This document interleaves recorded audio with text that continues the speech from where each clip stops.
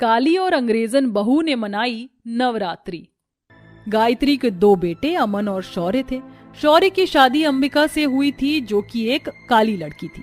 गायत्री को अंबिका कुछ खास पसंद नहीं थी, पर दोनों सास बहू में एक चीज सामान्य थी, वो ये कि दोनों दुर्गा माँ की बहुत बड़ी भक्त थी। पूजा अर्चना करना उनका परम कार्य था। एक सुबह दोनों सास बहू पूजा कर रही थी। हे काल रात्रि हे कल्याणी, तेरा जोड़ धरा पर कोई नहीं, मेरी माँ के बराबर कोई नहीं, मेरी माँ के बराबर कोई नहीं, तेरी ममता से जो गहरा था ऐसा तो सागर कोई नहीं, मेरी माँ के बराबर कोई नहीं, मेरी माँ के बराबर कोई नहीं। सच्चे दरबार की जय, दुर्गे मैया की जय। अब खड़ी क्या है, जा जाकर घर के काम कर, मुझे अपनी मनहूस शक्ल मत दिखा। जी माँ जी। वक्त गुजरता है। ऐसे ही एक दिन गायत्री का छोटा बेटा शौर्य एक अंग्रेजन लड़की से शादी कर उसे घर ले आता है। ये देखकर गायत्री को बिल्कुल अच्छा नहीं लगता। ये किस लड़की से शादी करके आ गया, जरा कपड़े तो देख, इसने कैसे पहने, ऐसे छोटे कपड़ों में शादी करके लाया इसको। और क्या नाम है इस चिट्टियां कलाइयां का? माँ मुझे माफ कर दीजिए, पर मैं क्या करता, मैं ओलिविया से बहुत प्यार करता हूँ, and she also loves me. और आप चिंता मत कीजिए, थोड़ी बहुत मैंने इसे हिंदी सिखा दी है। ओलिविया माँ के पैर छुओ, और यह है मेरी भाभी अंबिका। OMG, ये इतनी काली भाभी है तुम्हारी, और मैं झुक नहीं सकती हूँ, मुझे बैक में पेन हो गया तो क्या होगा? ले, इसके तो अभी से ही नखरे खत्म नहीं हो रहे, पता नहीं कैसे बोल रही है। खैर, इस काली बहू से तो अच्छा ही है कि मुझे ये अंग्रेजन गोरी बहू मिल गई है। ए कलूटी बहुरिया, जा जाकर आरती की थाली लेकर आ, अपनी गोरी बहू का मुझे गृह प्रवेश करना है। जी माँ जी। फिर काली बहू आरती की थाली लाती है और गायत्री अपनी अंग्रेजन बहू का गृह प्रवेश करती है। अगले दिन अंबिका अंग्रेजन बहू को उठाने जाती है तो नींद में ओलिविया कहती है, ओह प्लीज काली जेठानी जी, प्लीज सोने दीजिए, आई एम सो टायर्ड। पर ओलिविया, आज तुम्हारी पहली रसोई है, माँ जी गुस्सा करेंगी, मुझ पर भी उन्होंने गुस्सा किया था, उन्हें सारा काम टाइम पर चाहिए। सो व्हाट, तुम्हारी जैसी खाली की बात अलग है और मेरी अलग, नॉट जस्ट गेट लॉस्ट। ये सब क्या हो रहा है यहाँ सुबह सुबह, इतनी आवाज क्यों आ रही है? काली कोयली, तू यहाँ पर क्या कर रही है मेरी बहू के कमरे में? वो माँ जी, देवरानी जी की आज पहली रस्म की रसोई होगी ना, इसलिए मैं उन्हें बुलाने आई थी, बस गुस्सा हो गई सोने के लिए। उसको आएगा जब ही तो करवाऊंगी, वो सोना चाहती है तो उसे सोने दे, ये सब नौकरानी के काम करने के लिए तू है ना, काफी है। मुझे उससे कोई रस्म नहीं करवानी, चल जा यहाँ से काली चुड़ैल। जी माँ। गायत्री की डांट सुनकर अंबिका काम करने चली जाती है। और अंग्रेजन बहू, तुझे साड़ी वगैरह पहनना नहीं आती तो मैं बता दूंगी, तू अब से वही पहनना जैसे तेरी काली जेठानी साड़ी पहनती है। नो वे माँ जी, फर्स्ट ऑफ ऑल मैं आपको बता दूं, ना तो मैं यहाँ का कोई नौकरानी वाला काम करूंगी, ना कोई रस्म, और मुझे आता भी नहीं है ये खाना पीना बनाना। और हाँ, सुबह ब्रेकफास्ट में मुझे लाइट खाना चाहिए, ज्यादा ऑयली नहीं, लाइक रिफाइंड घी से घर की सब्जी रोटी मत बनवाना। और दूसरी बात, मैं ऐसे ही कपड़े पहनूंगी, शॉर्ट ड्रेस वाले। फिलहाल आफ्टर शादी मुझे अपने कुछ दोस्तों से मिलने जाना है लंच में, तो मैं जा रही हूँ, बाय। पर बहू, ये ठीक नहीं है। डोंट फोर्स माँ जी। फिर ओलिविया रेडी होकर सुबह सुबह लॉन्ज में पहुंचकर दोस्तों के साथ पार्टी करती है और गायत्री उससे कुछ नहीं कह पाती। वक्त गुजरता है। अब अंग्रेजन बहू घर का कोई काम नहीं करती थी, घर का सारा काम काली बहू ही करती थी और गायत्री अंग्रेजन बहू को कुछ नहीं कहती थी, चाहे वह अपनी मर्जी के छोटे कपड़े पहने या पार्टी करने जाए। घर का सारा काम अंबिका करती थी, उसके बावजूद भी गायत्री उसे ताना ही मारती थी और बार बार कालेपन का ताना दिया करती थी। देखते ही देखते नवरात्रि के दिन आ जाते हैं और दोनों सास बहू सफाई करके माता की चौकी लगाकर पूजा करती हैं। पूजा का समय हो गया है, मैंने पूजा की सारी तैयारी कर ली है, आप आ जाइए और देवरानी जी को भी बुला लेते हैं। ठीक है, ओ गोरी बहू, मेरी रसमलाई आ जा। हाँ, सर पर कुछ दुपट्टा रख लो, कम से कम आज तो साड़ी पहन ले, आज पहली नवरात्रि है। तभी फ्रस्ट्रेट होकर शॉर्ट ड्रेस में ओलिविया आती है। What happened? आप सब सुबह सुबह क्यों चिल्लाने लग जाते हैं मेरे कान पर? अरे देवरानी जी, आज नवरात्रि है। माँ जी और मैंने नवरात्रि का पहला व्रत भी रखा है। आप भी पहला व्रत रखेंगे ना? और आपने साड़ी क्यों नहीं पहनी आज? बहू, कम से कम आज तो कर ले ये सब। ओह प्लीज, मैंने बोल दिया ना आपको, ये फालतू की चीजें मैं नहीं करने वाली। मुझे कोई फास्ट वगैरह भी नहीं रखना है, आप ही खड़ो। आज मेरी कसिनो पार्टी है, सो बाय। बहू, तू बेकार जगह जा रही है ना, जहाँ पर सट्टा बट्टा लगाते हैं, जुआ खेलते हैं। बहू, ये सब अच्छी चीज नहीं होती।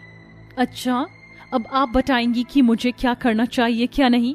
मैं वही करूंगी जो मेरा मन करेगा। ये कहकर ओलिविया कसीनो चली जाती है। फिर दोनों सास बहू माता रानी की पूजा कर लेते हैं। दोनों ने व्रत रखा था।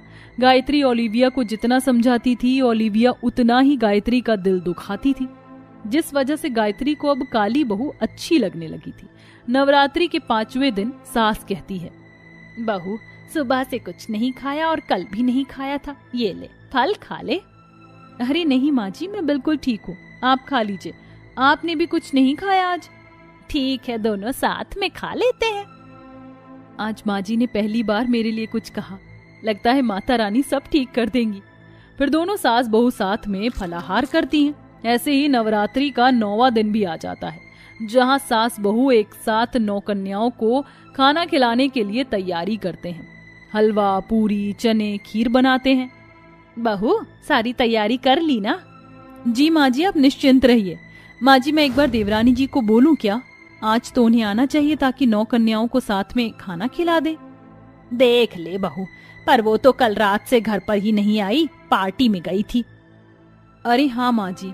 माँ जी, आप बच्चों को बुला लीजिए, मैं जब तक आसन की तैयारी कर देती हूँ।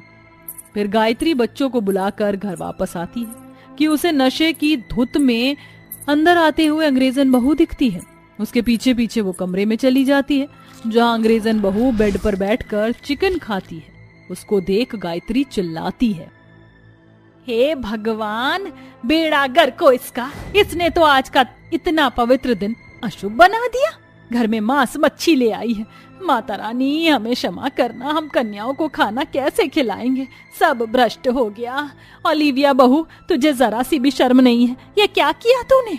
और ये क्या तेरे मुंह से शराब की बू आ रही है?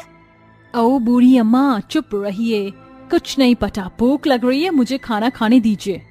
आज तो पीने की तमन्ना है, आज तो चिकन खाने का इरादा है। तभी गुस्से में गायत्री ओलिविया के मुंह पर एक गिलास पानी फेंक के मारती है। तभी अंबिका कहती है, माँ जी, ये आप क्या कर रही हैं? वो होश में नहीं है, जाने दीजिए। नहीं बहू, इसको अपनाने के लिए मैंने इसकी सारी फालतू की चीज मानी और तेरे साथ इतना गलत व्यवहार किया। मुझे माफ कर दे, पर इसने जो किया है उसकी सजा तो इसे मिलेगी। पता नहीं मेरे बेटे ने इसे कैसे पसंद कर लिया। माँ जी, मुझे माफ कर दीजिए, मुझसे बहुत बड़ी गलती हो गई। मैंने आपको क्या बोला, क्या किया, क्यों कर दिया, मुझे कुछ समझ नहीं आ रहा। पर मैं जानती हूँ मैंने आप सबका दिल दुखाया है। अब सही मैं जेठानी जी की तरह इस घर को संभालने में मदद करूंगी। जेठानी जी, मैंने आपको भी बहुत भला बुरा कहा, उसके लिए भी आई एम सॉरी। माँ जी, कन्या के आने का टाइम है, हम जब तक साफ सफाई कर लेते हैं। ठीक है बहू, तेरे कहने पर मैं अंग्रेजन बहू को माफ कर रही हूँ। फिर तीनों सास बहू घर की साफ सफाई करती हैं, मांसाहारी चीज को बाहर फेंकती हैं। अंग्रेजन बहू नहा धोकर नई नवेली बहू की तरह आती है और गायत्री गंगा जल से पूरे घर को शुद्ध करती है। फिर दोनों बहू 9 कन्याओं के पैर धोकर पूरी विधि के साथ उन्हें खाना खिलाती हैं। माता रानी का जयकारा लगाती हैं। कितनी अच्छी लग रही मेरी दोनों बहू, ऐसे ही हमेशा साथ रहना। माता रानी ने सब कुछ ठीक कर दिया है। जयकारा शेरवाली ढा बोल, सांचे दरबार की जय। इस प्रकार तीनों सास बहू एक साथ खुशी खुशी रहने लगती हैं। आन्या अपने माँ बाप के साथ रहती थी। उसका बाप काफी अमीर था। क्या? अभी से पूछती हूँ। हेलो, ये क्या बात हुई मनीषा? मुझे बिना बताए तुम सभी ट्रिप पर जाने के प्लान्स बना रहे हो? अरे यार, बस ये प्लान अचानक ही बन गया। चल अभी सब छोड़ और कल जाने की पैकिंग कर ले। इतना आसान है क्या पैकिंग करना? मेरे पास तो नए कपड़े भी नहीं है। ओहो फैशन डीवा, वहाँ कोई मॉडलिंग के शो नहीं हो रहे हैं, घर के कपड़ों में ही चलना। मनीषा और आनिया एक ही कॉलेज में पढ़ती थी और वो दोनों एक दूसरे की बहुत अच्छी दोस्त भी थी, लेकिन दोनों के ही परिवारों में अंतर था। मनीषा बस एक मिडिल क्लास फैमिली से थी तो आनिया एक हाई क्लास लड़की थी। सुबह होने तक दोनों ही सहेलियों ने अपने अपने कपड़े पैक कर लिए और फिर वो सभी ट्रिप के लिए निकल गए। उनके ट्रिप में पूरे 5 लोग थे। आनिया, मनीषा, मनीषा का भाई और 2 लड़कियां जो आनिया और मनीषा की ही दोस्त थीं। मनीषा, ये लड़का बुद्धू, यही तो हमें ट्रिप पर लेकर जा रहे हैं। ये मेरे बड़े भाई हैं। कल ही मेरे भैया यूनिवर्सिटी से घर लौटे हैं। रुक, मैं तुझे इनसे मिलवाती हूँ। वरुण भैया, इनसे मिलो। ये मेरी बेस्टी आनिया, और आनिया ये है मेरे भाई वरुण। हेलो, मिलकर अच्छा लगा। मुझे भी। आनिया और वरुण ने एक दूसरे से हाथ मिलाया और फिर वो सभी वरुण की गाड़ी में बैठकर अपनी ट्रिप की जगह पर जाने लगे। हल्के हल्के सर्द से मौसम में वो सभी वादियों की तरफ निकल गए और वहां पहुंचकर उन्होंने अपना छोटा सा कैंप लगा लिया। तब तक लगभग रात हो चुकी थी और जंगल के बीच से तारे बड़े ही साफ साफ नजर आ रहे थे। वाह भाई, क्या नजारा है। तुम सभी को पसंद आया? मैं आना तो अपने दोस्तों के साथ जाता था, लेकिन मेरी प्यारी बहना नहीं मानी और मुझे अपने साथ ले आई। कोई नहीं, इसी बहाने हम भी आपसे मिल पाए। आनिया ऐसे बोलकर नीचे को मुस्कुराने लगी। उसे पहली नजर में ही वरुण पसंद आ गया था। ये तो आपने बिल्कुल सही कहा आनिया जी। वरुण को भी आनिया अच्छी लग रही थी। उन सभी ने मिलकर एक साथ बहुत सारी बातें की और इसी बीच आनिया और वरुण के बीच भी दोस्ती हो गई। अगली सुबह सभी वापस से घर लौटने की तैयारी करने लगे। आनिया का मन दुखी था। बस बहुत हुआ, मैं वरुण से आज अपनी दिल की फीलिंग्स कह दूंगी, फिर जो होगा देखा जाएगा। आनिया कैंप से बाहर आई। उस समय बस वरुण ही बाहर था, जो ताजी हवा को महसूस करने की वजह से सुबह सुबह कैंप के बाहर निकलकर बैठा हुआ था। वरुण, अरे आनिया, तुम? मैं तुमसे कुछ कहना चाहती हूँ। देखो, मैं जानती हूँ कि मेरी बात थोड़ी स्टूपिड है, नहीं, बहुत ज्यादा स्टूपिड है, पर मैं फिर भी तुमसे बोलना चाहती हूँ। फिर चाहे तुम जो भी फैसला लो, मुझे एक्सेप्ट होगा। बोलो भी। मैं तुम्हें बहुत ज्यादा पसंद करती हूँ वरुण। मैं जानती हूँ कि तुम्हें ये अजीब लगेगा, किसने कहा कि ये अजीब है? मतलब? मैं भी तुम्हें पसंद करता हूँ, पर मेरे अंदर इतनी हिम्मत नहीं थी जो मैं तुमसे ये बोल पाता। वो दोनों ऐसे बातें कर ही रहे थे कि तभी पीछे से मनीषा और आनिया की बाकी 2 सहेलियां भी निकल आईं और सभी तालियां बजाने लगी। वाह भाई, आपने तो डायरेक्ट सिक्सर मारा है। वैसे आप दोनों साथ में काफी क्यूट लग रहे हो। चुप करो तुम सभी। आनिया शर्माने लगी। कुछ देर बाद वो सभी ट्रिप से लौट आए और आनिया और वरुण ने अपने अपने परिवार वालों को एक दूसरे के बारे में बताया। वरुण अच्छा लड़का था तो आनिया के परिवार वालों ने बिना किसी शिकवे के रिश्ते के लिए हाँ कर दी और वरुण की माँ को उसकी जिद के आगे घुटने टेक कर आनिया से ही वरुण का रिश्ता पक्का करना पड़ा। बस वरुण, तेरे लिए ही मैंने उस लड़की से तेरा रिश्ता किया है, वरना इतने छोटे छोटे कपड़े पहनने वाली लड़कियां मुझे पसंद नहीं है। माँ, आपको कपड़े नहीं, आनिया की आदत पर ध्यान देना चाहिए। ऐसे बोलकर वरुण ने बात को वहीं खत्म कर दिया। दोनों परिवारों के बीच शादी की बात हुई और कुछ ही समय बाद शादी भी हो गई। आनिया अपनी मिडिल क्लास ससुराल में आ चुकी थी, लेकिन अभी बस उसकी गृह प्रवेश की रस्म ही हुई थी। आनिया, तुम सोफे पर बैठ जाओ, तब तक मैं तुम्हारे कमरे में चेक करके आती हूँ कि सब ओके है या नहीं। आनिया वहीं सोफे पर बैठ गई। पास में ही उसके सास ससुर और पति बैठे हुए थे। बड़ी गर्मी है, ऐसे बोलकर आनिया ने सर से अपनी चुन्नी को हटा दिया और अपने लहंगे के नीचे उसने जीन्स पहनी हुई थी। सभी के सामने उसने अपना लहंगा भी उतार दिया। अब कुछ राहत मिली। नई बहू को ऐसी हरकत करते देख स्वर्णखा का खून खौल गया। अरे बेशरम, अब उतार ही रही है तो पूरे कपड़े ही उतार देती। मैंने ऐसा क्या किया है सासू माँ? मेरे शरीर पर अभी भी कपड़ा है। अगर ये तुझे कपड़ा लगता है तो जाकर बस एक कत्तर बांध ले। अरे वरुण, इसी वजह से इस लड़की को मैं अपने घर की बहू नहीं बनाना चाह रही थी। पर मैंने किया क्या है? माँ शांत हो जाओ और आनिया अपनी चुन्नी ओढ़ो। माँ, आनिया को हमारे रंग में ढलने में थोड़ा सा समय लगेगा, आप समझो। चलो आनिया, हम अपने कमरे में चलते हैं। वरुण आनिया को कमरे में ले गया। स्वर्णखा का मूड खराब था, लेकिन वो कुछ नहीं बोली। अगली सुबह आनिया की पहली रसोई थी, लेकिन उसे ये याद ही नहीं था। वो 10 बजे तक आराम से सोई और फिर उठकर एक लंबा शॉवर लेने चली गई। ठंडा ठंडा पानी। आनिया भी नहा ही रही थी कि स्वर्णखा उसे आवाज लगाने लगी। अरे कमरे में ही मर गई है क्या? नीचे नहीं आना तुझे नालायक, आज तेरी पहली रसोई की रस्म है। अपनी सास की आवाज सुनकर आनिया को याद आता है कि वो जल्दी जल्दी नहाकर बाहर आती है। अरे नहीं, पहली रसोई को तो मैं बिल्कुल ही भूल गई थी। अब क्या करूं? ये साड़ी पहनने के लिए तो मुझे पूरा 1 घंटा चाहिए। नहीं नहीं, तब तक तो मेरी सास मुझे मार डालेगी। अब एक काम करती हूँ। आनिया शरीर पर तौलिया लपेट कर ही कमरे से बाहर आ गई। एक तौलिया उसके बालों पर था और एक से उसका शरीर ढका हुआ था। ऐसी ही हालत में आनिया रसोई में चली गई। उस समय स्वर्णखा पूजा कर रही थी। क्या बनाऊं? मुझे तो बस चाउमीन ही अच्छे से बनाना आता है। चलो वही बना लेती हूँ। आनिया खड़े होकर चाउमीन बनाने लगी। तभी वो चाउमीन बना ही रही थी कि तभी मनीषा रसोई में आ गई। ओह गॉड, सुबह सुबह इतनी हॉटनेस। वैसे क्या बना रही हो? चाउमीन। जरा जक्कर तो बता मनीषा। लाओ तो। मनीषा खड़े होकर चाउमीन खाने लगी। उस चाउमीन की खुशबू पूरे घर में फैल रही थी। स्वर्णखा भी खुशी से पूजा की थाली लिए अपनी बहू को देखने रसोई में आई और आनिया को ऐसे तौलिए में देखकर उसका खून खौल गया और उसके हाथ से पूजा की थाली भी गिर गई। सत्यानाशी, ये तो किस हालत में खड़ी हुई है। तेरे पास कपड़े नहीं है। और मनीषा, तूने भी मुझे कुछ नहीं बताया।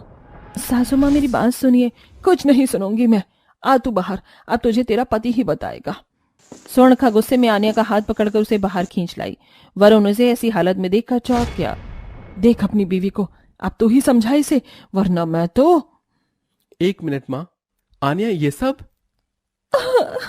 वरुण जी, मेरा यकीन कीजिए, मेरा ऐसे नीचे आने का कोई इरादा नहीं था, लेकिन। आनिया ने उसे पूरी बात समझाई। उसकी बात सुनकर वरुण बोला, कोई बात नहीं, मैं सब कुछ समझ गया। अब तुम रोना बंद करो। माँ, अगर एक हाई सोसाइटी की मॉडर्न लड़की हमारे घर आई है तो उसे अपने रंग में ढालने के लिए आपको भी कोशिश करनी होगी। आनिया की मजबूरी थी जो वो ऐसे नीचे आई। लेकिन आनिया, तुम भी ज्यादा डरो नहीं। हम सभी अब परिवार हैं। तुम साड़ी बांधने में माँ की या मनीषा की मदद ले सकती थी। आगे से ऐसा कुछ भी मत करना। तुम धीरे धीरे हमारे तौर तरीकों में ढलने की कोशिश करो। देखना सब कुछ सही हो जाएगा। मनीषा, जा अपनी भाभी की साड़ी पहनने में मदद कर। मनीषा आनिया को लेकर चली गई। उस दिन के बाद से आनिया ने अपने ससुराल को समझा और वहीं के तौर तरीकों में ढलना शुरू कर दिया। स्वर्णखा भी अब इस सब से उसकी मदद कर रही थी और अब सब मिलजुल कर खुशी से रहते हैं।